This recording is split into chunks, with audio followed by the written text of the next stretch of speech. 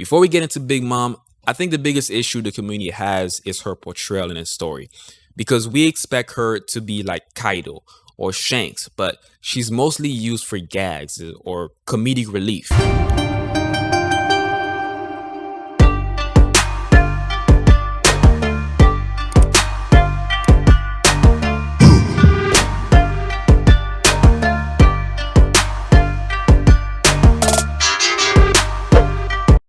Hey guys, welcome to my channel, and today we'll be covering a topic that divides the One Piece community. An age-old question that One Piece readers and watchers fight over constantly in the Reddit threads and YouTube comment sections. Today, I'll be trying to answer that question. Is Big Mom disappointing? Before we get into the video, I do want to issue a spoiler warning for chapter 1040, so if you haven't read the chapter yet, please come back once you're all caught up.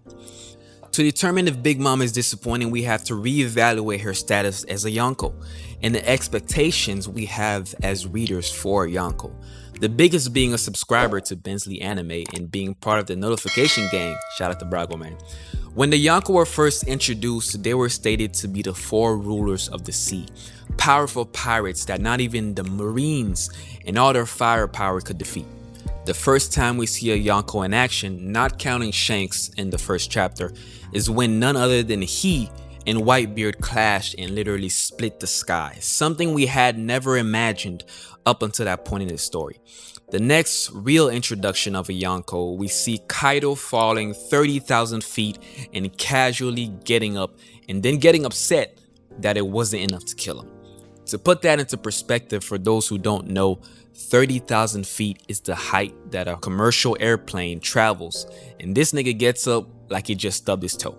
These figures are introduced as indestructible monsters, and Big Mom is written to be part of that group. To understand the power of a Yonko, let's analyze some feats of some of the original Yonko, and then we'll get into Big Mom and her portrayal of the story. Starting with Whitebeard, the world's strongest man.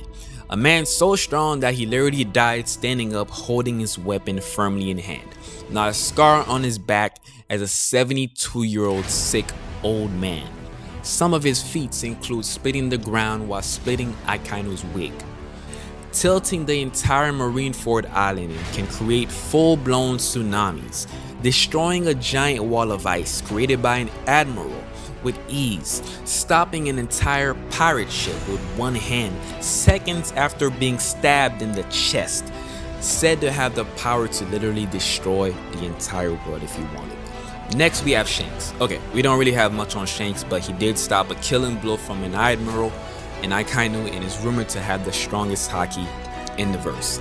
Lastly, we have Kaido, the world's strongest creature whose dream is to simply die. Some of his feats include soloing all 8 scabbards, at least 3 of which are at least 3rd commander level.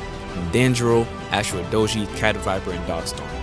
Could literally lift up an entire island, all while battling the supernova. Confirmed in the Ace novel to be physically stronger than Whitebeard himself. Still chilling, mind you, after battling Big Mom for an entire night, all 9 scabbards, supernova, and has defeated Luffy not once, but twice already in the story.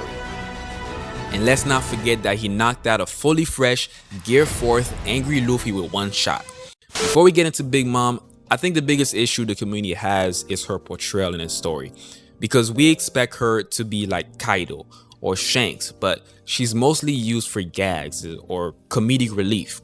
While this may frustrate some readers, we have to also understand Big Mom's character as well. For starters, she's basically a giant child. A good example of this is when she caught Brook. She was basically playing and caressing him as a doll, and even went to sleep with him like a stuffed animal. Even cried hysterically when she thought he died.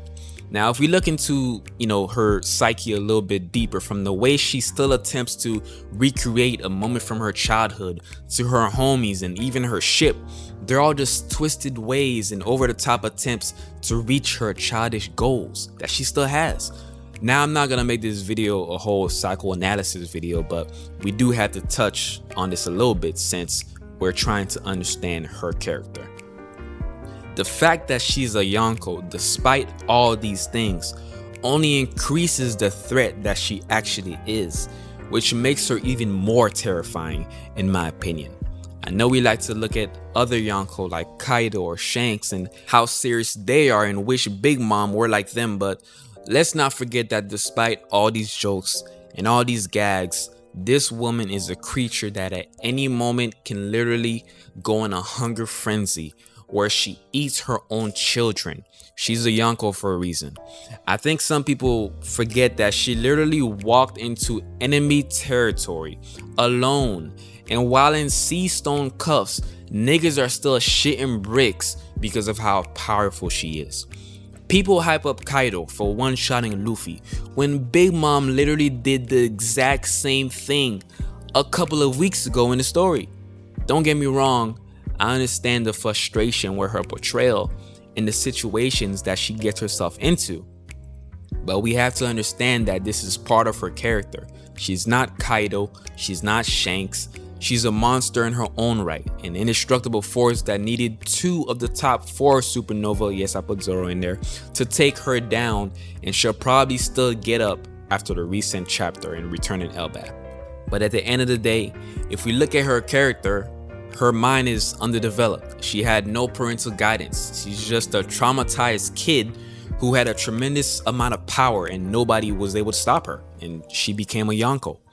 After the recent chapter, a lot of people in the community have expressed their disappointment in her, but with how deep her bag was and still is because she's not dead, I would disagree and say she has not been a disappointment.